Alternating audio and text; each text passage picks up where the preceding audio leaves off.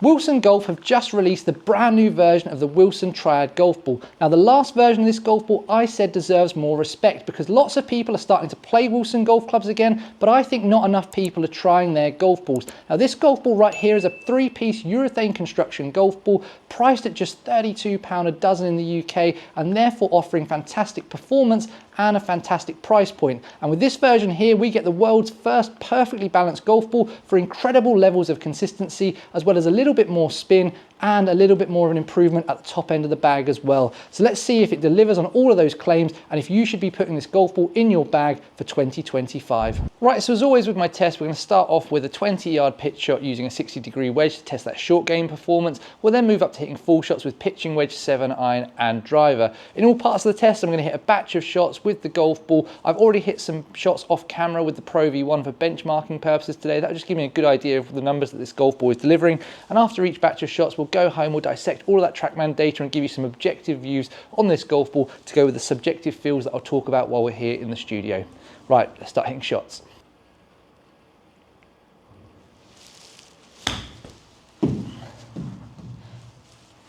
First one out of the gate, it's got that little bit of clippiness that you normally get from a premium golf ball. Doesn't feel anywhere near as firm as something like the Pro V1. Definitely has a little bit of a softness to the cover, which I think a lot of people will like, particularly those golfers wanting the performance of a premium golf ball, but not wanting to lose that soft feel.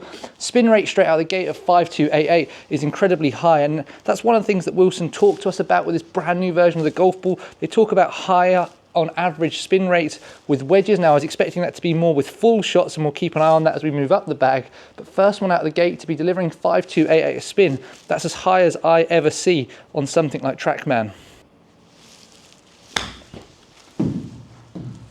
4.673 that time, again still a good spin rate for me. I find in the short game part of the test anything that spins around mid 4,000s is really good for me. I'm normally in the low 4,000s a spin when I'm testing a lot of these premium golf balls. That one there has also delivered a really nice ball flight, a bit closer to what we normally see out of premium golf balls, where it's a little bit more penetrating and reliant on that spin to stop it. Another one over 5,000 a spin, that's really good.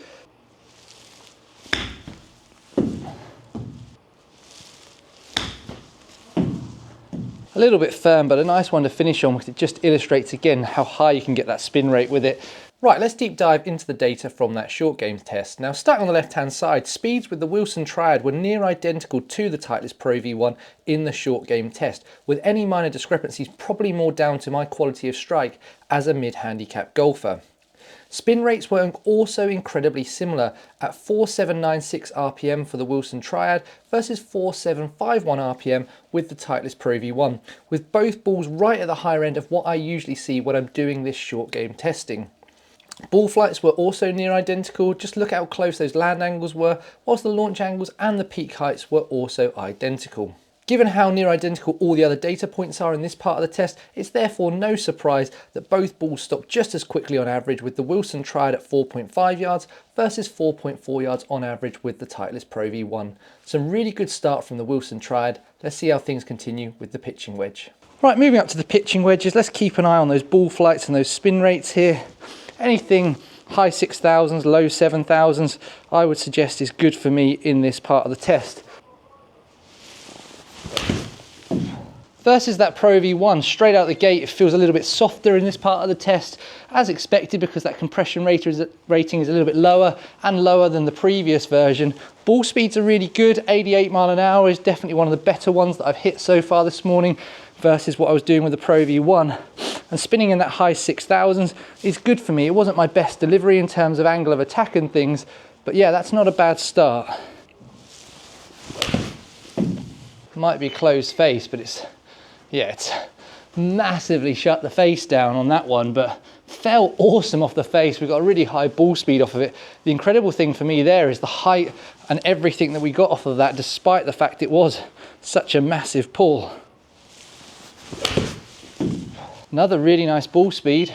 Carry at 115. It's certainly longer than what I'm getting out of the Pro V1. Again, maybe that slightly softer compression is helping with that. Probably getting a touch less spin than with the Pro V1, but again, a good spin rate for me in that sort of high 6, low 7,000s. That one there just left the face wide open. The spins jumped up as a result like you would expect it to, but ball speed was still good. It's definitely a fast golf ball in my hands in this part of the test, which normally with premium golf balls, as the compression moves up, they don't necessarily be that fast for me. That's another really fast one. Right, time to dissect the data from those pitching wedges. Now, starting on the left-hand side, you can see straight away that ball speeds were significantly higher with the Wilson Triad, off of only a fraction faster clubhead speed. That's also shown by that significant jump up in the smash factor. Moving across to the spin rate, we can see that it was marginally lower in my hands at 6961 RPM versus 7270 with the Titleist Pro V1. However, it is worth noting the Wilson Triad has spun incredibly high compared to what I'm used to seeing in my testing, and it was very, very consistent too. Now, whilst those spin rates were lower, ball flights were higher and steeper with the Wilson Triad. We get 1.4 degrees of additional launch angle, a hugely impressive 11 feet of additional peak height, and land angles that were 2.7 degrees steeper. So if you need to hit your wedges a little bit higher, this golf ball might just help you to do that. Now, due to those faster ball speeds and slightly lower spin rates, it's no surprise that the Wilson Triad is a longer golf ball in this part of the test than the Titleist Pro V1. But how massively different it was seriously impressed me. 6.3 yards of additional carry with the Wilson Triad in my hands versus that Pro V1. What's also impressive is just how quickly it stopped thanks to that slightly higher ball flight, 3.5 yards versus 4 yards with the Titleist Pro V1. Finally, just want to show you my dispersion circle. You can see here that maybe front to back it's very similar with both of these golf balls, but it was a little bit tighter on the day left to right with the Titleist Pro V1.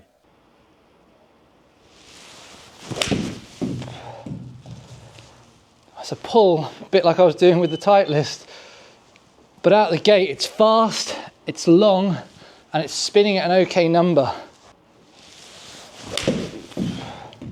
It's a nice one, little baby cut that time.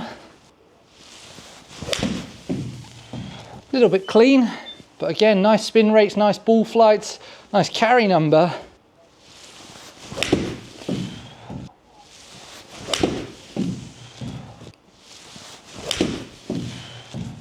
Right, time to dissect the data from those 7 irons. Now, starting on the left-hand side, you'll see that just like in the pitching wedge part of the test, the Wilson Triad is once again a faster golf ball, but this time only marginally, with very similar smash factors, and the Wilson Triad delivering 1.3 mile an hour ball speed off a slightly faster clubhead speed. Moving across to spin rates, just like in that short game test, the spin rates were near identical in this part of the test, with the Wilson Triad once again just ever so slightly fractionally higher spinning. Now, as a low spin player, 4,403 RPM when testing on a mat is a very good spin rate for me with a 7-iron, so please do bear that in mind. Moving across to ball flights, we can see that once again they are almost identical, and you would think this is the same golf ball if you looked at these two data sets. The Wilson Triad did launch this time 0.2 degrees lower, but it did reach 2 feet of additional peak height higher and delivered 0.3 degrees steeper land angle. So with near identical spin rates and ball flights, the determining factor for the carry distance was those ball speeds we spoke about at the start, meaning the Wilson Triad did carry 2.3 yards longer. The Wilson Triad did also stop marginally quicker too at 11.6 yards versus 11.8 yards, but I am really splitting hairs by calling that out. Finally, just to show you my dispersion circle, they are both seriously tight and very impressive, but I think we can say that the Pro V1 is marginally tighter front to back and left to right in this part of the test. Right, let's finish up with the driver. Anything with ball speeds just in the low 130s and carrying above 210 would be very, very impressive for me with this golf ball.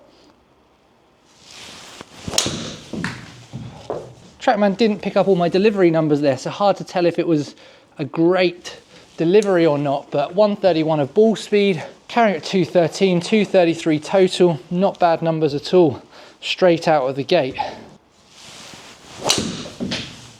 Yeah, that's really long for me. 219, above 240 carry, nearly 242. Pretty good numbers for me there. 133 of ball speed, and it's a little cutty one as well. Yeah, that's good. Another one at that 240 mark. 134 of ball speed though, 133.6. It's good ball speed, very good ball speed.